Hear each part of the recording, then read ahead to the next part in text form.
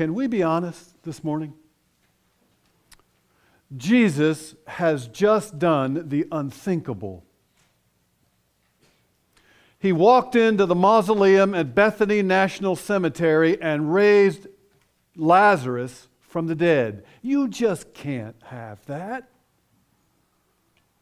I mean, everybody knows that death conquers life, not the other way around. You just can't have people going around overturning the world.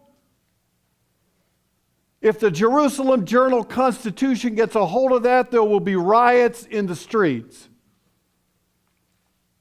So the powers that be decide that Jesus has to die. Better one person die than we have mass hysteria, right? So John has Mary anointing Jesus' feet. Folks, you anoint the head of a live person, the feet of a dead corpse. Jesus has to die. He scared the authorities spitless. Bringing people back to life, what's he going to do next? No, it's just you just can't have that. Get rid of him. He's too dangerous, too radical, too revolutionary. We would settle for safety and predictability and security any day of the week. Wouldn't we? 20 centuries have come and gone, and nothing's changed. 20 centuries later, we are still trying to domesticate Jesus. Still trying. Maybe, folks, if we clean him up and wash him up and hone the tough edges for a moment, maybe we don't have to kill him. Maybe if we stuff him in a manger or an Easter egg, maybe he will become somewhat less predictable. I mean, come on, you can't have Jesus, anybody but Jesus, walking through our world, turning it upside down. Have you really read the Bible?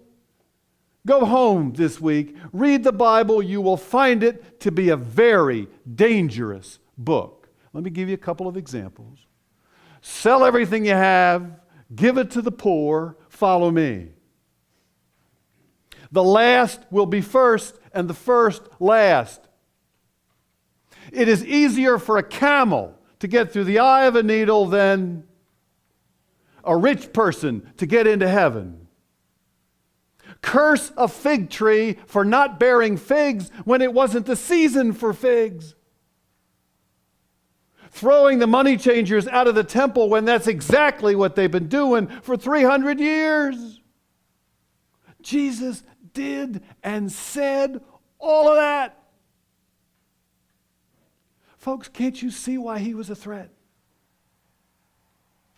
Can't you see why he's still a threat? I wonder this morning, would our world do anything different with Jesus than the Bible's world did? Maybe that's why Jesus hasn't come again. Maybe even Jesus doesn't want to die twice. John Ortberg was walking past a bar in Newport Beach, California one day when he saw 3 thugs beating up some poor hapless slob. I mean, beating him to a pulp. Somebody had to do something, so John Ortberg, brave John Ortberg, said, "Guys, stop it," demanding them to stop this attack. And he expected that he would be the result of the assault now that he said that. These guys stopped what they were doing, stared at John Ortberg. Fear came upon their eyes. They turned around and went in the exact opposite direction. John Ortberg thought, well, how do you like that? He happened to turn around behind him, and there behind him was the barroom bouncer. 6'6", 275 pounds, 2% body weight, one of the biggest persons John had ever seen. Says Ortberg, if Hercules married Xena the warrior princess, that guy could have been their kid.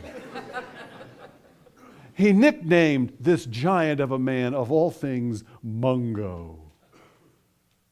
Now, folks, Mungo didn't have to say or do a thing. Mungo just stood there. His presence changed everything. How big is your God?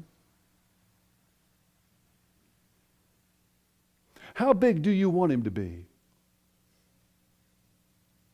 Have you so tried to domesticate him, so tried to clean him off that he's nothing more than a play toy? Nothing more than a blown up version of you in your better moments? Or is he Mungo? A power so big and strong and revolutionary that it changes everything.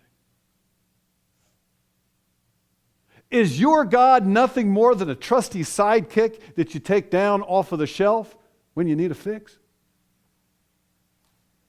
Or is your God the power beyond all power who brings with him a world where the impossible happens, where dead people come back to life and fig trees bear fruit out of season, where new ways of doing and being become commonplace? I ask you again, folks, how big is your God?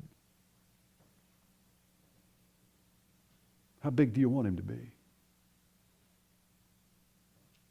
It was Agnes Sanford. Anybody never hear of Agnes Sanford? She was a faith healer, very good faith healer some years ago. Agnes Sanford, Bonnie, do you remember this? Maybe you know this. Agnes Sanford was painted a picture of Jesus standing all in churches all around the world with his hands tied behind his back, unable to do any mighty works because the people didn't ask him to or expect him to or want him to.